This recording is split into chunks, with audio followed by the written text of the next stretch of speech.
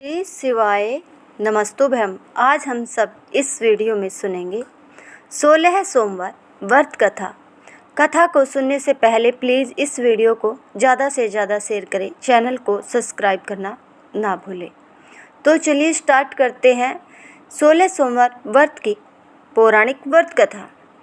एक समय श्री महादेव जी पार्वती के साथ भ्रमण करते हुए मर्त्युलोक में अमरावती नगरी में आए। वहाँ राजा ने शिव मंदिर बनवाया था, जो कि अत्यंत भव्य एवं रमणीक तथा मन को शांति पहुँचाने वाला था। भ्रमण करते समय शिव पार्वती भी वहाँ ठहर गए। पार्वती जी ने कहा, हे नाथ, आओ आज इसी स्थान पर चौसर पाद से खेले। खेल प्रारंभ हुआ। शिव जी कहने लगे, मैं जीतूंगा। इस प्रकार उनके आपस में वार्तालाप होने लगी। उस समय पुजारी जी पूजा करने आए। पार्वती जी ने पूछा, पुजारी जी बताइए जीत किसकी होगी? पुजारी बोला, इस खेल में महादेव जी के सामने कोई दूसरा प्रांगत नहीं हो सकता, इसलिए महादेव जी ही यह बाजी जीतेंगे। परंतु हुआ उल्टा, जीत पार्वती जी की हुई। अतः पार्वती जी ने पुजारी को कोढ़ी होने का श्राप दे दिया कि तूने मिथ्या भाषण किया है। अब तो पुजारी कोढ़ी हो गया। शिव पार्वती जी दोनों वापस चले गए। कुछ समय पश्चात अप्सराएं पूजा करने आई। अप्सराओं ने पुजारी के उसके कोढ़ी होने का कारण पूछा। पुजारी ने सब बातें बता दी। अप्सराएं कहने लगी, पुजारी जी आप 16 सोमवार का व्रत करें तो शिव जी प्रसन्न होकर आपका संकट दूर करेंगे। पुजारी जी ने अप्सराओं से व्रत की विधि पूछी। अप्सराओं ने व्रत करने और व्रत के उद्यापन करने की संपूर्ण विधि बता दी। पुजारी ने विधि पूर्वक श्रद्धा भाव से व्रत प्रारंभ किया और अंत में व्रत का उद्यापन भी किया। व्रत के प्रभाव से पुजारी जी रोग मुक्त हो गए। कुछ दिनों बाद शंकर पार्वती जी पुनः उस मंदिर में आए तो पुजारी जी को रोग मुक्त देखकर पार्वती जी ने पूछा, मेरे दिए हुए श्राप से मुक्ति पाने का तुमने कौन सा उपाय किया? पुजारी जी ने कहा, हे माता, अप्सराओं द्वारा बताए गए 16 सोमवार के व्रत करने से मेरा यह कष्ट दूर हुआ है। पार्वती जी ने भी 16 सोमवार का व्रत किया, जिससे उनसे रूठे हुए कार्तिकेय जी भी अपनी माता से प्रसन्न होकर आज्ञाकारी हुए। कार्तिकेय जी ने पूछा, हे माता, क्या कारण है कि मेरा मन सदा आपके चरणों में लगा रहता है? पार्वती जी ने कार्तिक को 16 सोमवार व्रत का महात्म्य तथा कथा विधि बताई। तब कार्तिकेय जी ने भी इस व्रत को किया तो उनका बिछड़ा हुआ मित्र उन्हें मिल गया। अब मित्र ने भी इस व्रत को अपने विवाह होने की इच्छा से किया।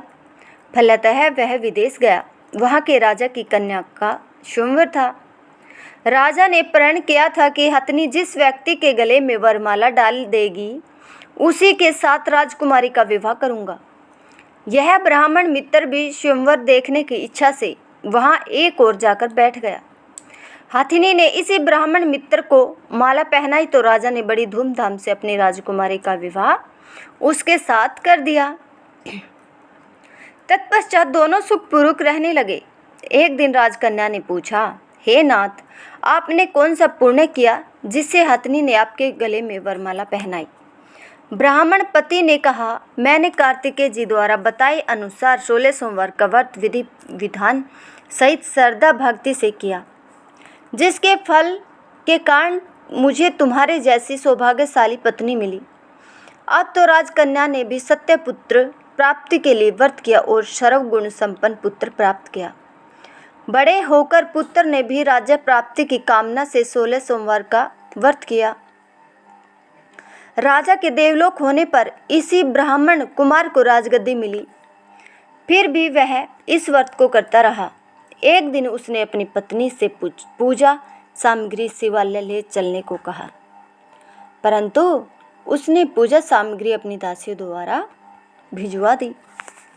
जब राजा ने पूजन समाप्त किया तो आकाशवाणी हुई कि हे राजा, तुम इस पत्नी को त्याग दो, नहीं तो राजपाट से हाथ धोना पड़ेगा।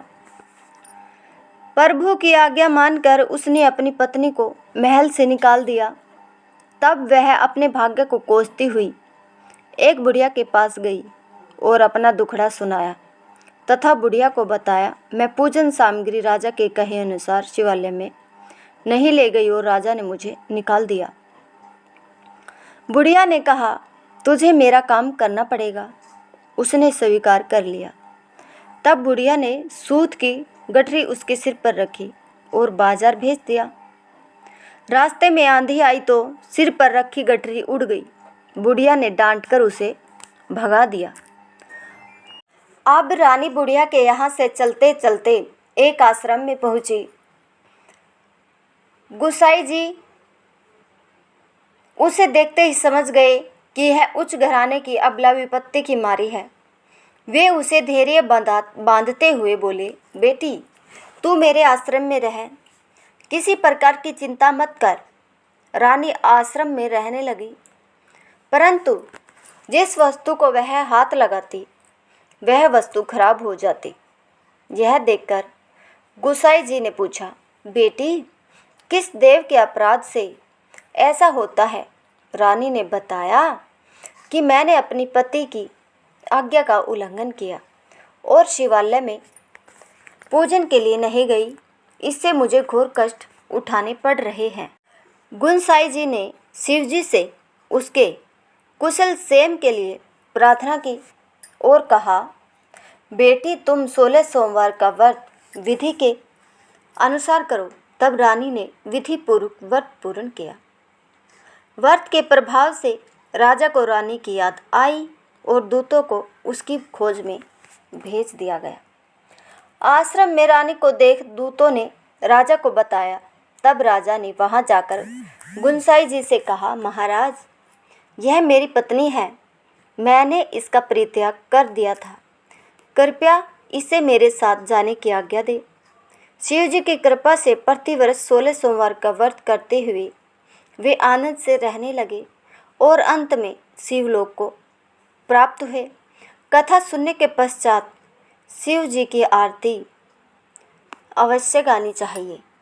पौराणिक मान्यताओं में बताया गया है कि 16 सोमवार का व्रत रखने का आरंभ सबसे पहले माँ पार्वती ने स्वयं किया था और उनकी कड़ी तपस्या और व्रत के शुभ प्रभाव की वजह से उन्हें भगवान शिव पति के रूप में प्राप्त हुए थे। आज 16 सोमवार का व्रत दाम्पत्य जीवन की खुशहाली के लिए और मनपसंद जीवन साथी पाने के लिए किया जाता है। ऐसी मान्यता है कि 16 सोमवार के व्रत का आरंभ सावन मास से करें तो यह और भी फलदायी होता है। पौराणिक मान्यताओं में बताया गया है कि 16 सोमवार का व्रत रखने का आरंभ सबसे पहले माँ पार्वती ने स्वयं किया था और उनकी कड़ी तपस्या और व्रत के शुभ प्रभाव की वजह से उन्हें भगवान शिव पति के रूप में प्राप्त हुए थे।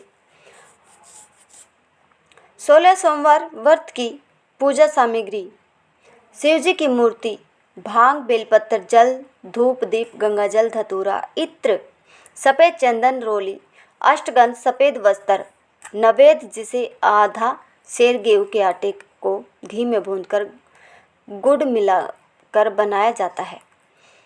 16 सोमवार व्रत करने का संकल्प हमें किस प्रकार लेना चाहिए, तो चलिए जानते हैं। किसी भी पूजा या व्रत को आरंभ करने के लिए सर्वप्रथम संकल्प करना चाहिए। व्रत के पहले दिन संकल्प किया जाता है, उसके बाद आप नियमित पूजा और व्रत करें। सबसे पहले हाथ में जल, अक्षत, पान का पत्ता, सुपारी और कुछ सिक्के लेकर संकल्प करें। सभी वस्तुएं भगवान शिव की मूर्ति के आगे समर्पित कर दें। 16 सोमवार व्रत की पूजा हमें किस प्रकार करनी चाहिए? हाथ में अक्षत तथा फूल लेकर दोनों हाथ जोड़ लें और भगवान शिव का आह्वान करें। हाथ में लिए हुए फूल और अक्षत शिव भगवान को समर्पित कर दें। सबसे पहले भगवान शिव पर जल चढ़ाएं। जल के बाद सफ़ेद वस्त्र अर्पित करें। सफ़ेद चंदन से भगवान को तिलक लगाएं एवं तिलक पर अक्षत लगाएं। सफ़ेद पुष्प, धतूरा, बेलपत्र, भांग एवं पुष्पमाला अर्पित करें। अष्टगंध, धूप अर्पित कर दीप दिखाई भगवान को भोग के रूप में ऋतु फल या बेलपत्र और नवेद अर्पित करें। ओम नमः शिवाय। अगर आपको हमारी यह कथा और जानकारी पसंद आई हो तो इस वीडियो को ज़्यादा से ज़्यादा शेयर करें। चैनल को सब्सक्राइब करना ना भूलें। बेल आइकन को प्रेस ज़रूर करें। कथा सुनने के लिए हम आप लोगों का तहे दिल से धन्यवाद करते हैं।